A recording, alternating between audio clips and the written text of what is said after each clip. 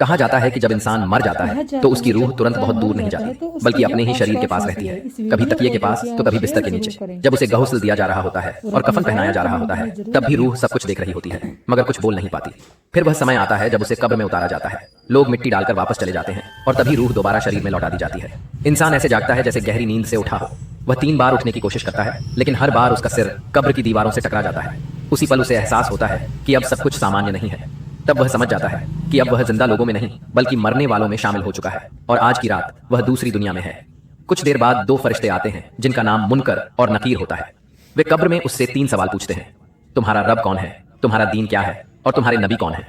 अगर वह सही जवाब दे देता है तो वह कामयाब हो जाता है और अगर जबान लड़खड़ा जाती है तो नाकामी उसका इंतजार करती है। इसके बाद उसे एक जगह ले जाया जाता है जिसे बरजख कहा जाता है। यह एक ऐसा मरहला है जहां 2 दरवाजे होते हैं, एक जन्नत की तरफ और दूसरा जहन्नम की तरफ।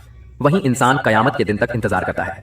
फिर हिसाब किताब होगा, आमाल तौले जाएंगे और आखिरी फैसला होगा कि वह जन्नती है या जहन्नमी। और कभी कभी उसके रिश्तेदार और दोस्त उसकी कब्र पर आते हैं। कहा जाता है कि उस वक्त एक फरिश्ता आकर उसे खबर देता है कि तुम्हारे बेटे ने तुम्हें सलाम भेजा है, तुम्हारी माँ, तुम्हारी बीवी और तुम्हारी बेटी तुम्हें याद करने आई हैं। तब रूह कब्र की मिट्टी के ऊपर आती है, उनकी बातें सुनती है और उनके कदमों की आहट महसूस करती है। याद रखो, यह सब मैंने पहले अपने लिए लिखा और फिर तुम्हारे लिए, ताकि हम गुनाहों से तौबा करें और जिंदगी की हकीकत को पहचानें। ऐ अल्लाह, हमारे गुनाहों को माफ फरमा। अगर यह बात तुम तक पहुंची है तो इसे किसी और तक भी पहुंचा देना, क्योंकि नबी करीम ने फरमाया है कि मेरी तरफ से एक आयत ही सही लोगों तक पहुंचा दो।